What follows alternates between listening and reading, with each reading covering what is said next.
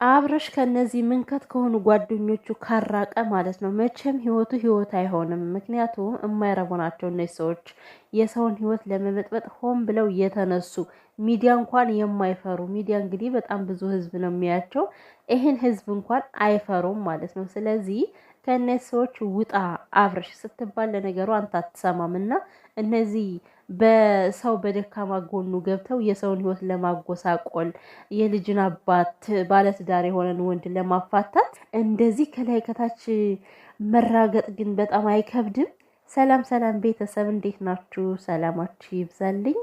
በእውነት በጣም ነው የሚያሳዝነው ማለት ነው። ምንም ያክል ነገር ቢያደርጉ አልሳካላችሁ ስላለ ጭራሽ አሁን ደግሞ በማይመጣ ነገር ማለት ነው እንዴ ፍቅሩን ካልተቀበልካት ብለው ግግም አሉ።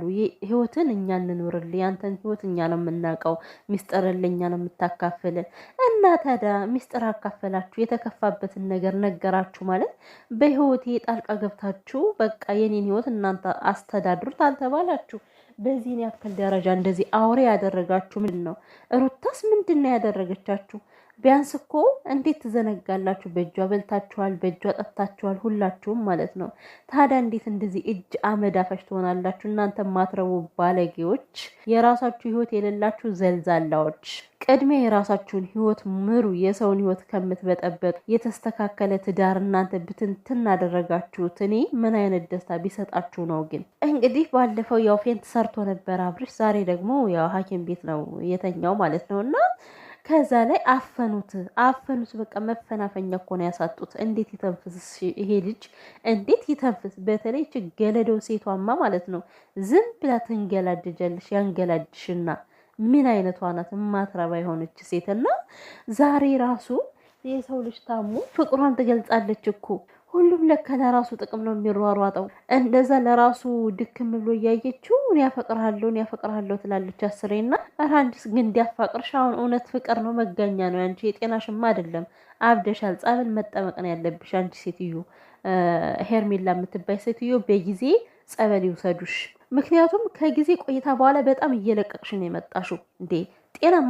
ጤናማ ብትሆኝማ በዚህን ያክል ደረጃ ባላባት ማን ነው ባለትዳር የሆነን ወንድ የልጅ አባት የሆነን ወንድ እንዲህ ከኔ ጋርና ሚስትህን ጥለ ከኔ ጋርና ብለሽ ባልተከራከርሽ ማለት ነው እንዴ። ምን አይነት ዘመን ነው የደረስ ነው? ሲቀጥል ደግሞ አብርሃም ማለት ነው እነዚህን ዘልዛላ ጓደኞችን ካንተ ካላረክ ነገር ሁሉ ጊዜ እንደዚህ እየተመሰቃቀለ ነው የምትኖረው። ይሄን ልትረዳ ይገባል ማለት ነው። እና በጣም ነው የሚያስጠላው እንዴ አንተ እንደዚህ ሲሆኑ እኔ እረፉ በቃ ብለህ ነገሮችን መቋጨት አትችልም እንዴ? ነው ወይስ እንዲፈልገው ነው? በቃ ምክንያቱም ያስመስልብሃላ።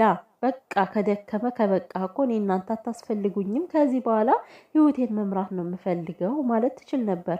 አንተም ግን በድራማው ለመሄድ ፈልግሃል ይመስለኛል። በዚህ አሳብበ ገና ብዙ ነገር መስራት ትፈልጋለህ። እንደዛ ነው የሚመስልብ ማለት ነው። እና የማያስፈልግ ሰው አያስፈልግም ነው የሚያዋጣ። ትዳር፣ ቤት፣ ሚስትህ፣ ልጅ ናቸው በዚህ ሰዓት ላይ ማለት ነው። አየሁት ብሏል ኤፍሬም። ስለዚህ ሁሉንም አይተዋል አይደል? ግራና ቀኝ ያሉ ጓደኞችን በደንብ አይተሃል። ለራሳቸው ነው በእናንተ ትዳር ለራሳቸው ነው የሚሸቅሉበት እና ይሸቅሉብኝ ብለህ ፈቅደህ ካልሰጣቸው በስተቀር ከአንተ በሰከንድ ልዩነት ታርቃቸዋለህ። ማራቅ ትችላለህ፣ ግን አንተ ማራቅ አልፈለግክም ማለት ነው። ብቻ ይህን ነገር